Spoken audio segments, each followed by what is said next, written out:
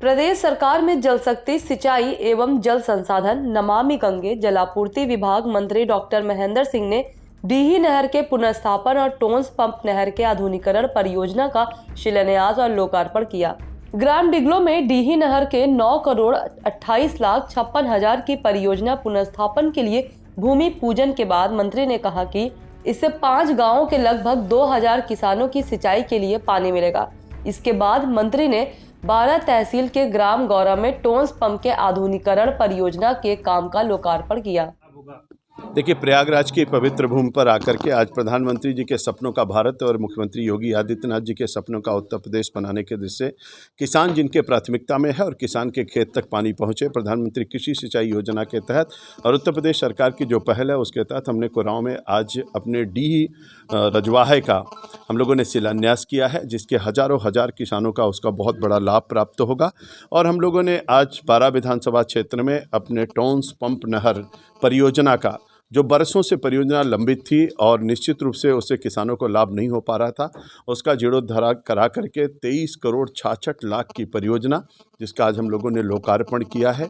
उसमें हमारे 12 मोटर्स बदले गए हैं, सारे पाइपलाइंस बदले गए हैं, जिसके माध्यम से 667 किलोमीटर नहरों में पानी जाएगा।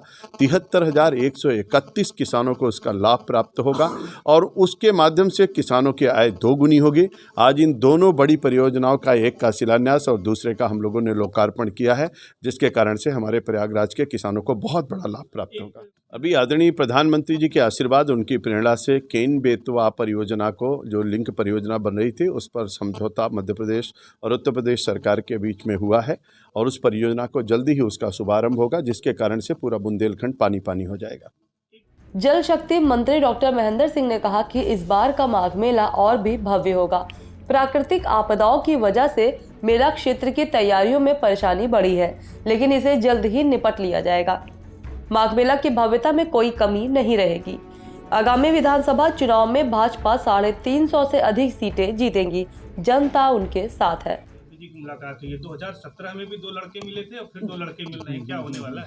देखिए, 2014 का चुनाव, 2017 का चुनाव, 2019 का चुनाव और उपचुनाव, पंचायत चुनाव, सभी चुनाव ने स्पष्ट संदेश दिया है कि भारतीय जनता पार्टी के साथ उत्तर प्रदेश की जनता जनार्दन है। योगी और मोदी के साथ उत्तर प्रदेश का जनता जनार्दन है।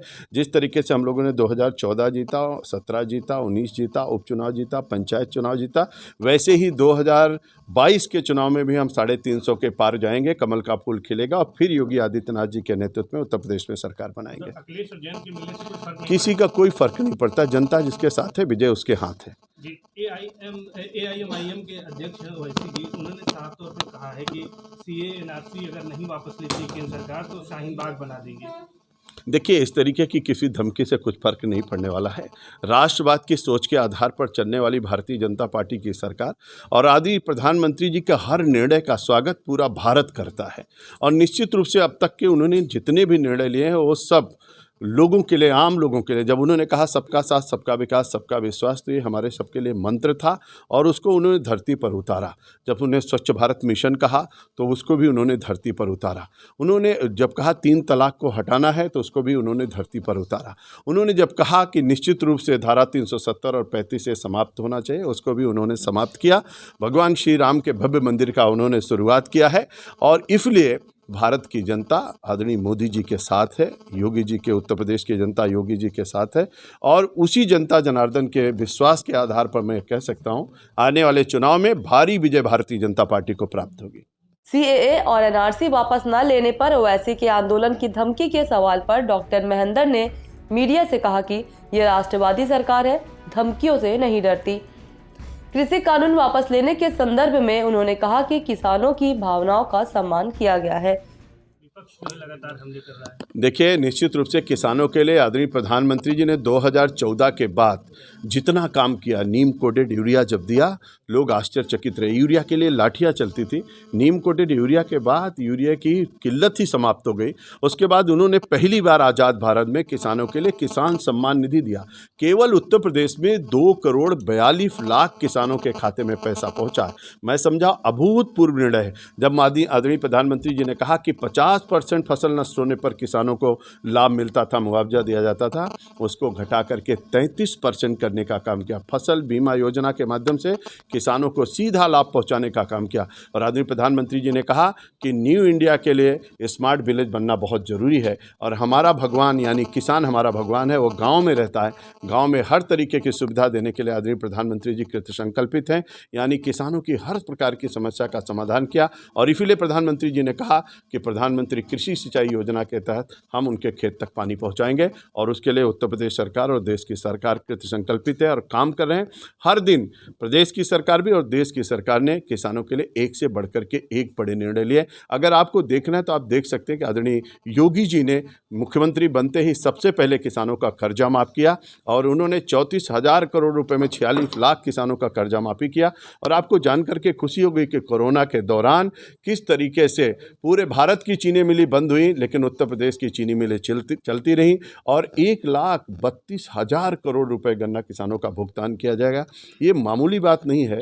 पूरे उत्तर प्रदेश में किसानों के लिए हर तरीके की समस्या का समाधान किया गया। उनका जो ट्यूबवेल नहीं चलता था, बिजली गांव में 18 घंटे, 20 घंटे और 24 घंटे की व्यवस्था की गई और इस आधार पर किसानों की हर तरीके की समस्या का समाधान किया गया।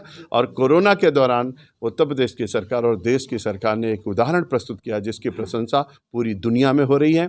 उत्तर प्रदेश की भी प्रशंसा पूरा देश कर रहा है और देश नहीं बल्कि ऑस्ट्रेलिया का सांसद ने भी किया, WHO ने भी किया, सुप्रीम कोर्ट ने भी किया, आदरणीय प्रधानमंत्री जी ने भी किया और इसलिए बधाई है आदरणीय मुख्यमंत्री योगी आदित्यनाथ। सपा मुखिया अखिलेश यादव और जयंत चौधरी की मुलाकात के सवाल पर कहा कि ये ठीक उसी तरह है जैसे पिछले चुनाव में राहुल गांधी व अखिलेश यादव की मुलाकात हुई थी। भाजपा ने 2014, 2017 और 2019 के साथ सभी उपचुनाव में जीत दर्ज की है। आगे भी यही क्रम जारी रहेगा। ये भी कहा कि पूर्व प्रधानमंत्री अटल बिहारी वाजपेयी के समय नदियों को जोड़ने की योजना बनाई गई थी और इस पर काम चल रहा है। इस चैनल को देखने के लिए लाइक करें, सब्सक्राइब करें और बेल आइकन दबाना ना भूलें।